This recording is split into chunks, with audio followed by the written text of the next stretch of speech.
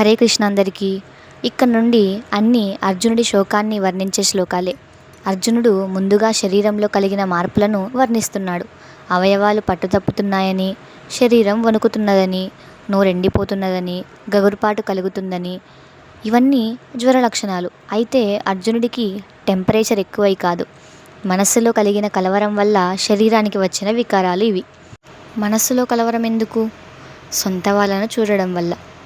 మరి ఊరికే చూడడం వల్ల కలవరం ఎందుకు కలుగుతుంది? కలగదు కదా.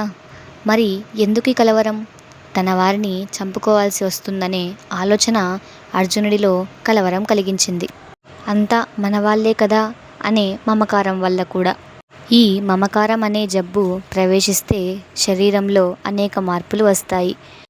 ఇంకా గాండీవం జారిపోతుందని, చర్మం మండిపోతున్నదని, నిలబడేందుకు ఓపిక లేదు, మనస్సు గిర్రన తిరుగుతుంది అని చెప్తూ వస్తున్నాడు. గాంధీవాన్ని ఎక్కుపెట్టి పళ్ళు కొరుకుతూ రథాన్ని ముందుకు పోనిమ్మని కోరిన అర్జునుడు మమకార వ్యాధి పీడితుడై అవయవాలు పట్టి తప్పిపోతున్నాయి అనే స్థితికి జారిపోయాడు. మరి అర్జునుడికి కలిగిన ఈ వ్యాధిని నయం చేయడానికి డాక్టర్ ఉండాలి కదా. మరి ఆ డాక్టర్ ఎవరై ఉంటారు? మీకు తెలిస్తే కామెంట్ చేయండి. నెక్స్ట్ వీడియోలో కలుద్దాం. Until then, Radhakrishna.